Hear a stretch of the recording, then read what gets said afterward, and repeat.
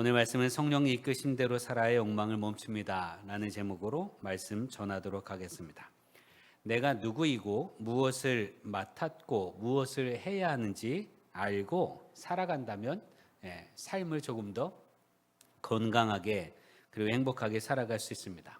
더 중요하게는 내가 누구이고 내가 무엇을 하는 존재이고 그리고 앞으로 무엇을 해야 할지 어떤 선택을 하며 살아야 할지 아는 것이 지혜로운 삶이기도 합니다. 그 지혜를 통해 하나님께서 우리에게 주신 그 삶을 복되게 살아가는 여러분 되기를 기도합니다. 예수를 믿고 따르는 사람들, 그 사람을 부르는 호칭은 다양합니다. 예수를 믿잖아 우리가.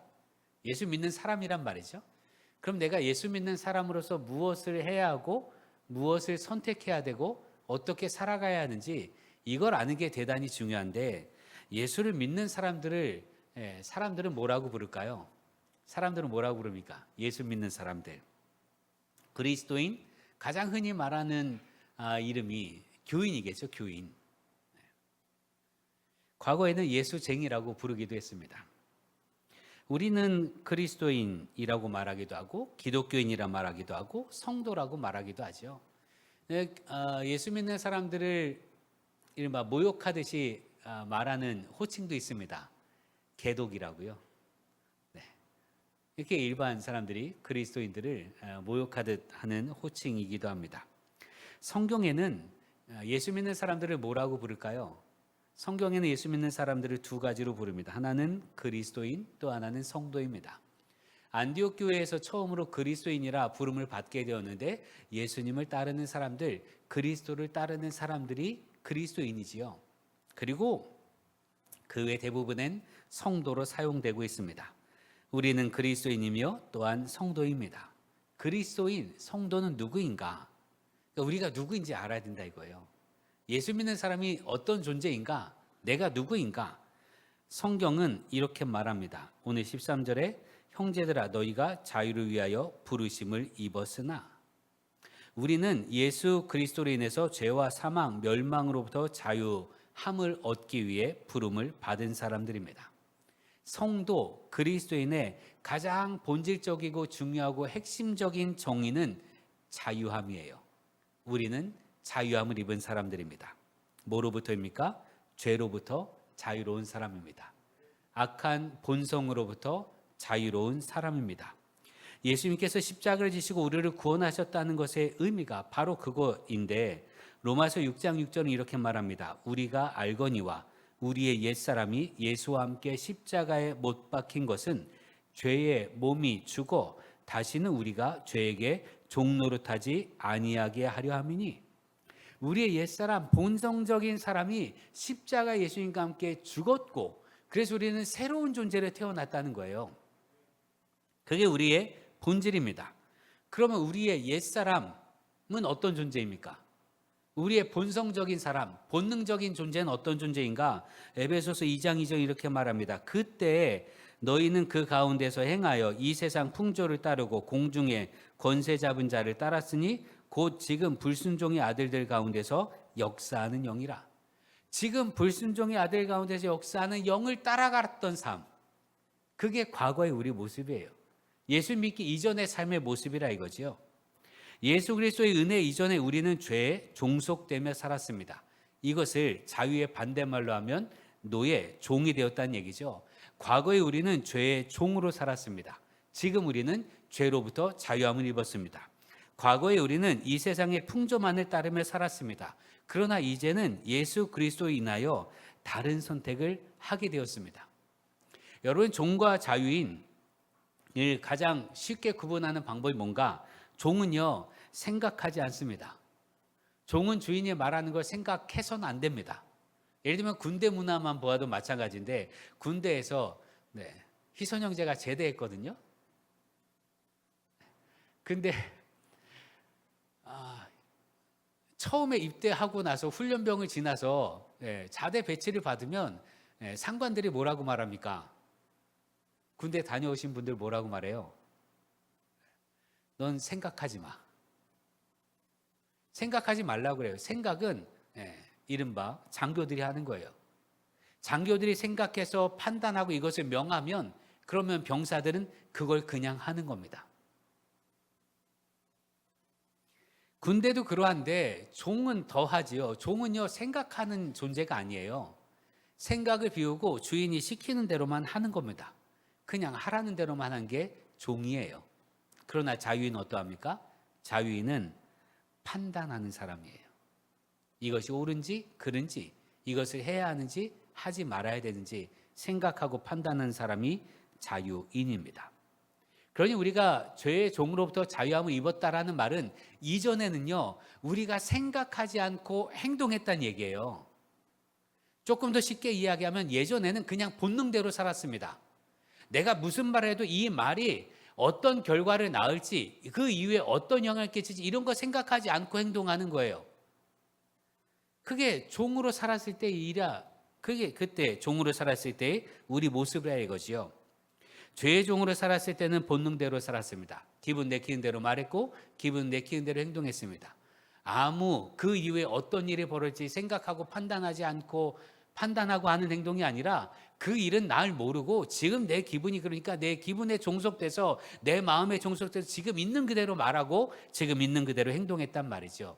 마치 아이가요, 자기 기분 나쁘면 엄마 아빠 미워 얘기합니다.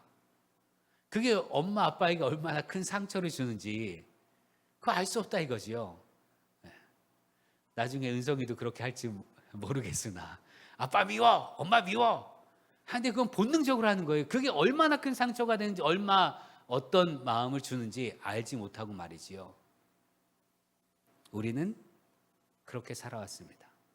본능적으로 기분 내키는 대로 이 한마디 말과 내 한 행동이 어떤 결과를 낳을지 생각하지 않고.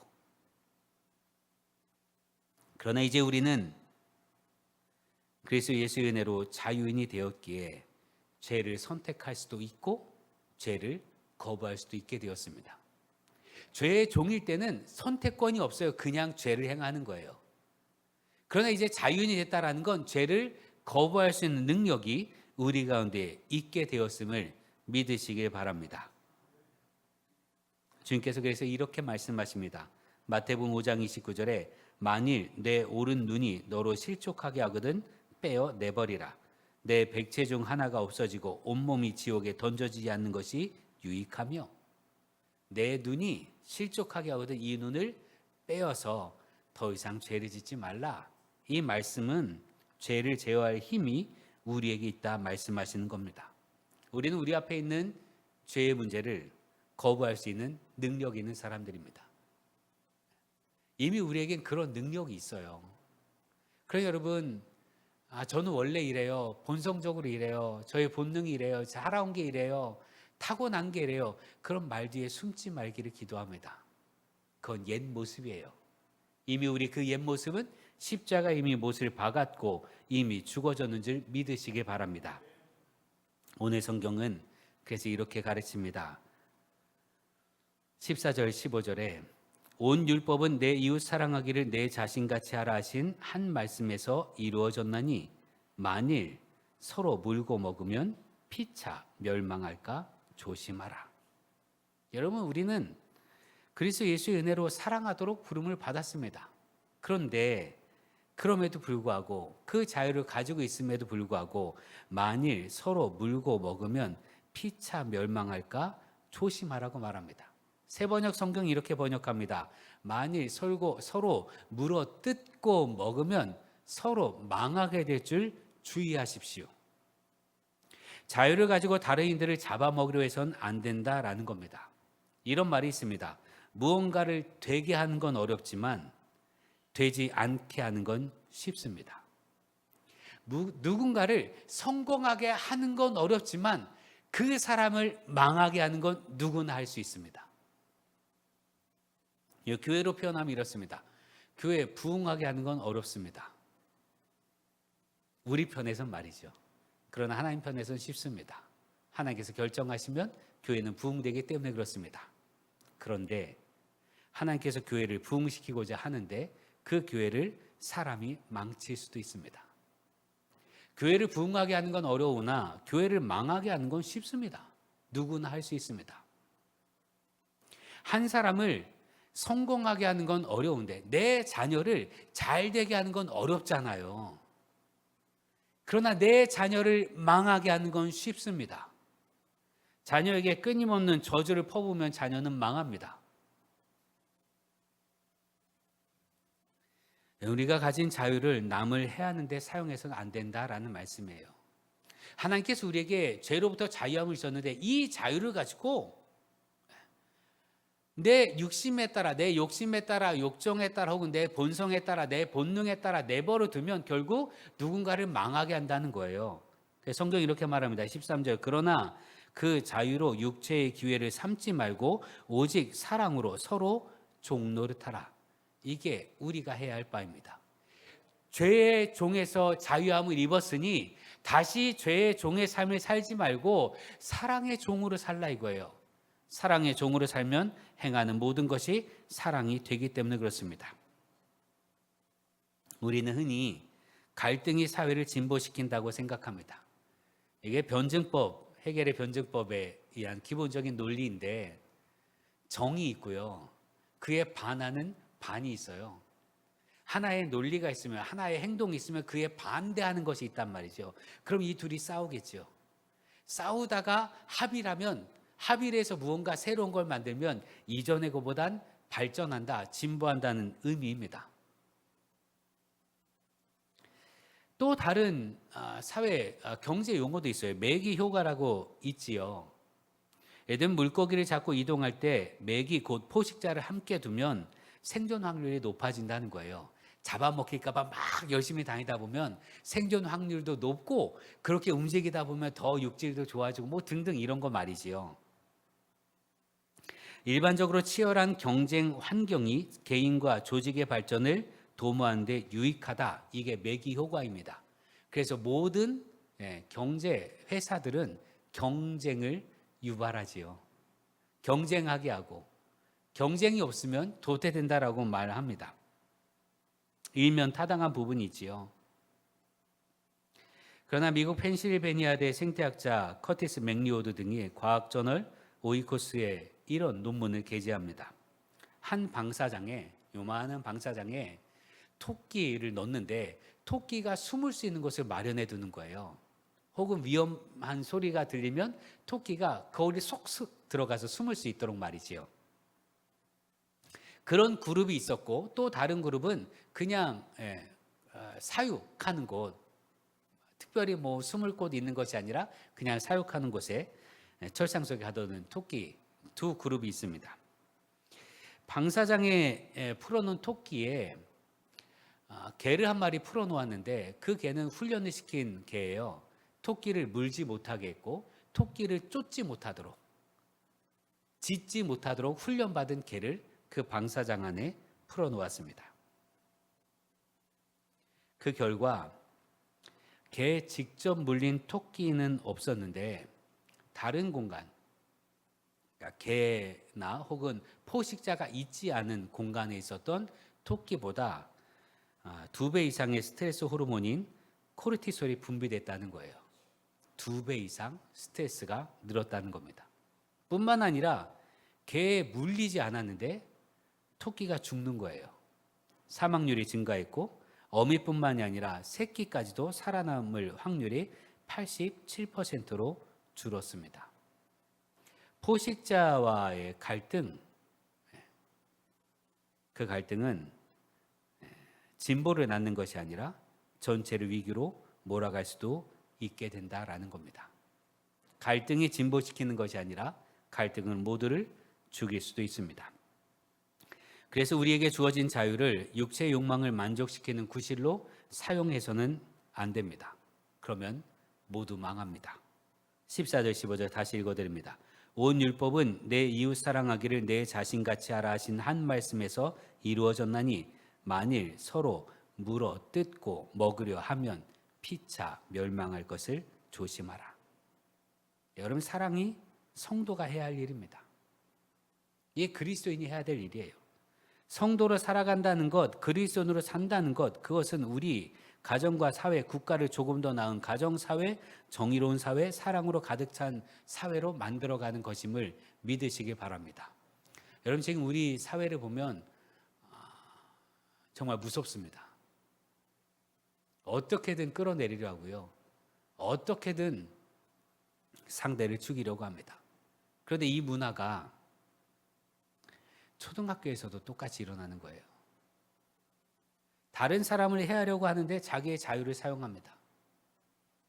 뭐 요즘에 딥페이크라고 하는 그런 문제가, 범죄가 사회적 문제가 되었는데 딥페이크를 초등학생들도 만드는 거예요. 그러고 나서 걸리고 나면 이렇게 얘기합니다. 이렇게 클 줄 몰랐어요. 장난삼아 한 건데요. 자기 자유대로 했다는 얘기죠. 자기에게 주어진 자유를 사용했다는 겁니다.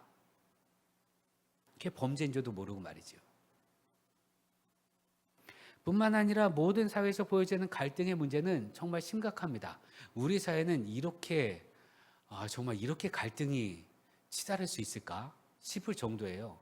조금만 다르면, 조금만 내 마음에 들지 않으면 어떻게 해서든 꼬투리를 잡고 어떻게 해서든 긁어내고 어떻게 해서든 무너뜨리려 합니다.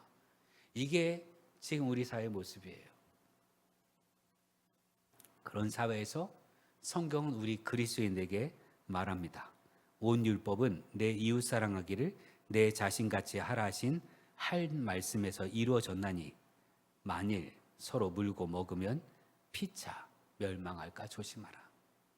우리가 해야 될 건 오직 사랑입니다. 그리스도인의 삶이란 내 개인적인 거룩함을 넘어서 사회를 살리는 힘이 되어야 할 줄로 믿습니다. 그러니 여러분이 사회 곳곳에 나가서 여러분의 삶의 현장에서 다른 사람들이 서로 갈등을 유발하고 서로 싸우려 하고 서로 물어뜯으려고 할 때 그곳에서 화해자로 평화의 사도로 살아가는 여러분 되기를 주의 이름으로 축원합니다. 그게 그리스도인이 해야 될 일이에요. 우리는요, 일반 사회에 나가서 이리 상처받고 저리 찢기고 저리 매맞고 괴로워하다가 이곳에 와서 위로받고 힘을 얻고 사랑을 받고 다시 그래 나는 정말 사랑받는 존재야 하고 돌아가서 살아가는 건 맞습니다만 그렇게만 살아가는 것이 아니고요. 이곳에서 누리는 사랑과 화해와 평화를 누리고 그 사랑과 화해와 평화를 우리가 살아가는 그 삶의 터전에서 심어야 하는 존재입니다. 그곳에서 상처받을 수는 있지요. 그러나 다시 와서 여기 와서 힘을 얻고 다시금 사랑을 전하는 우리 되기를 주의 이름으로 축원합니다. 거긴 어쩔 수 없어 어차피 안 되라고 포기하는 게 아니라 원수였던 우리를 십자가에서 하나님과 화해하신 예수 그리스도의 십자가의 능력을 내 삶의 터전에서 이루어가는 우리 되기를 주의 이름으로 축원합니다. 저는 간혹 카페에서 일반 카페 말이죠. 카페에서 책을 읽거나 글을 쓰거나 합니다. 교회에서 하길 수도 있는데 교회에서는 다른 눈에 보이는 할 일이 많은 거예요. 책을 한참 읽다가도 맞다. 뭐 예를 들면 예배당에 제습기에 물 비워야지 하고 생각나면 내려가서 물 비우고 오는 거예요. 그럼 흐름이 깨지잖아요. 그럼 뭐 책 읽고 막 글 쓰다가 맞다. 뭘 해야지 하면 그 일을 하는 거예요. 그래서 간혹 정말 저 자신의 마음의 상태, 평안 그리고 깊이 글을 쓰기 위해서 종종 카페에 갈 때가 있는데 어느 날 카페에 갔을 때 일입니다. 옆자리에 중년의 여성분 3명이 자리 잡고 앉아 있는 거예요. 근데 들으려고 해서 들은 건 아닌데 듣지 않으려고 해도 워낙 목소리가 커서 다 듣게 됐습니다. 하여튼 서로 얘기하다가 뭐 스마트폰 열고 일기 뭐 보고 뭐 이러는 거예요. 그러다가 내일 비 온다네. 어느 한 분이 이렇게 얘기합니다. 그래서 그 일기본 다 봤겠죠. 그래서 한 분이 이렇게 얘기하는 거예요. 내일 비 온다고 그래서 내가 이렇게 기도했잖아. 하나님, 우선은 비가 오지 않게 해주세요. 혹 꼭 비가 내려야 된다면 아침부터 말고 저녁 때쯤 내리게 해주세요. 내가 이렇게 기도했잖아. 이러는 거예요. 다른 한 분이 물었습니다. 왜 아침부터 비 오면 안 돼? 무슨 일 있어? 그랬더니 그분이 남편이 비가 오면 일을 안 나가서 하루 종일 같이 있어야 되거든. 그거 너무 힘든 일이잖아. 그렇게 얘기하는 거예요. 그랬더니 다른 분들도 맞아 이러는 거예요. 놀라운 건 서로를 부르는 호칭이 권사님, 장로님이었어요. 성도, 그리스도인으로 살아간다는 건 예수 그리스도의 길을 따르는 겁니다. 그건 곧 사랑입니다. 예수 그리스도의 사랑은 십자가 안에서 이미 모두 보여주셨습니다. 사랑이 뭐냐? 사랑이신 하나님께서 이끄시는 대로 사는 삶이 사랑입니다. 그러니까 사랑이요, 내가 어떤 기준을 정하고 내가 어떤 걸 판단해서 하는 게 사랑이 아니라, 사랑은 사랑이신 하나님께서 말씀하시는 걸 하는 게 사랑이에요. 그게 사랑입니다. 예수님께서도 사랑의 완성인 십자가를 지실 때 뭐라고 기도하십니까? 겟세마네 동산에서 아버지, 하실 수 있거든 이 잔을 내게서 물러가게 하시옵소서. 인류를 구원하는 데 있어서 꼭 십자가를 져야 합니까? 꼭 내가 생명을 바쳐야 합니까? 내가 이 모든 고난을 당해야 됩니까? 이게 예수님의 질문이에요. 인류를 구원하는 데 있어서 다른 방법은 없습니까? 라는 질문에 하나님께서 침묵하셨습니다. 왜요? 사랑의 가장 큰 사랑은 내 목숨을 내어주는 것이기 때문에 그렇습니다. 예수님께서 말씀하셨잖아요.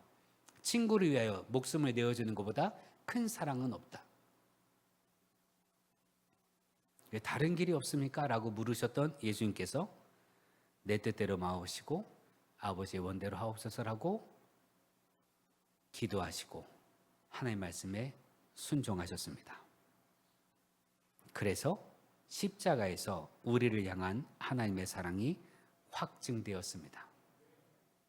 그러니 사랑은 내가 기준을 세우고 내가 방법을 정해서 하는 게 사랑이 아니라 완전한 사랑이신 하나님께서 정하시고 하나님께서 말씀하신 것을 그대로 따르는 것, 그것이 사랑임을 믿으시기 바랍니다.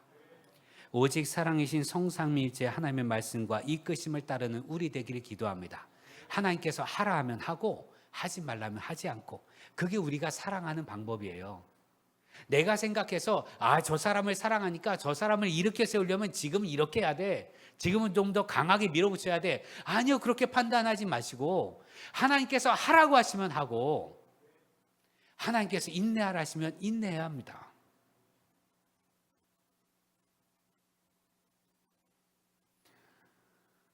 성령이 바라시는 건 육체의 정욕을 거부하는 겁니다. 하나님께서 우리에게 원하시는 건 그래서 육체의 정욕을 거부하라는 거예요. 16절에 내가 이르노니 너희는 성령을 따라 행하라. 그리하면 육체의 욕심을 이루지 아니하리라. 성령의 인도하심 속에서 우리는 육체를 뛰어넘는 하늘의 삶을 살아갈 수 있음을 믿으시길 바랍니다. 지금처럼 악한 시대에, 지금처럼 악한 세상에 사실 많은 사람들이 세상을 포기합니다. 이 세상 안 돼.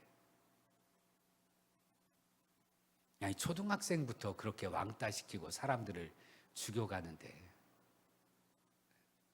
여러분, 한 사람 바보 만드는 거 쉽잖아요. 때로 몰려서 그 한 사람 바보 만들면 됩니다. 이게 왕따인데 그러면 그의 영혼이 죽는 거예요. 그래서 초등학생도 자살합니다. 왕따 때문에. 이게 말이 되는 세상이야 이거예요.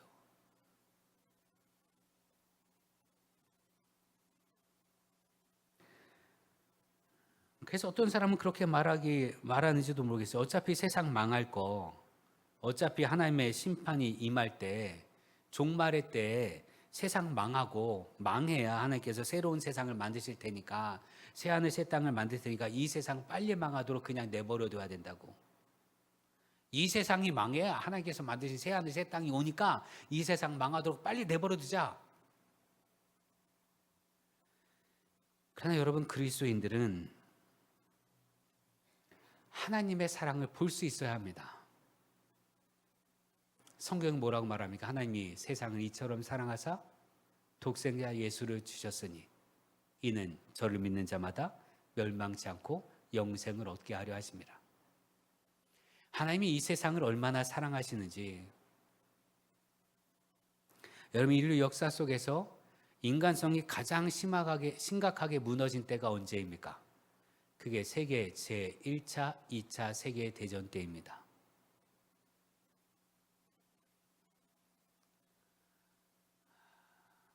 그것 때문에 철학사조도 바뀌었어요. 그때 어떤 일이 일어났습니까? 여러분, 우리 일제강점기를 생각해 보시면 돼요. 인간성이 말살된 가장 말살되었던, 가장 극심하던 바로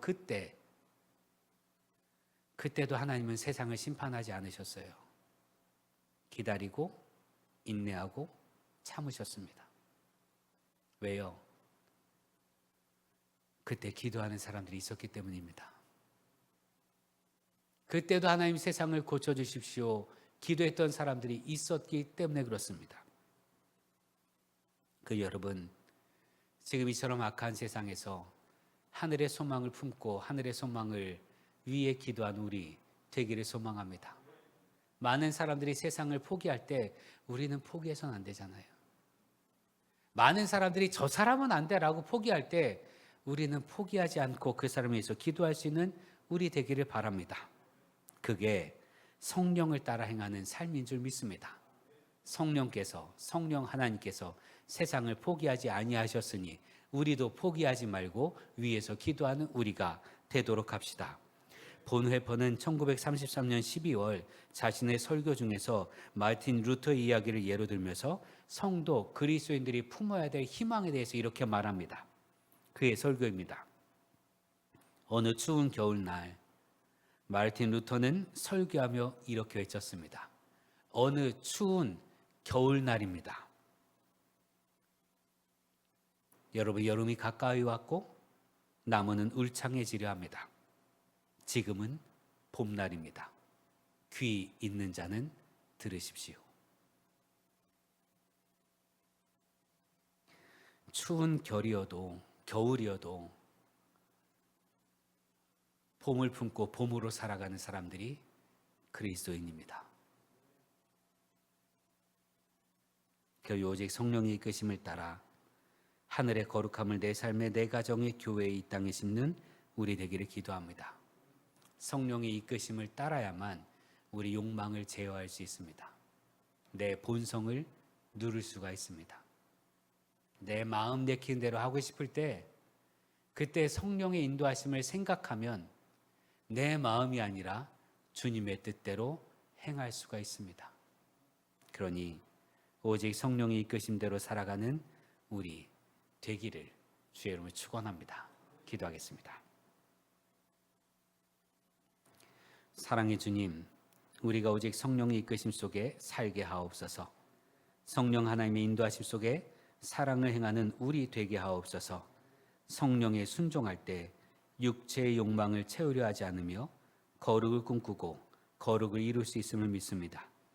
하나님께서 이 땅을 사랑하셔서 예수 그리스도를 보내셨으며 예수께서는 이 땅의 회복을 위해 우리를 보내셨음을 믿습니다. 하여 우리 믿음의 삶을 통해 성도의 삶을 통해 모든 욕망을 제어하고 하나님의 사랑만 드러나게 하옵소서. 예수님의 이름으로 기도합니다. 아멘.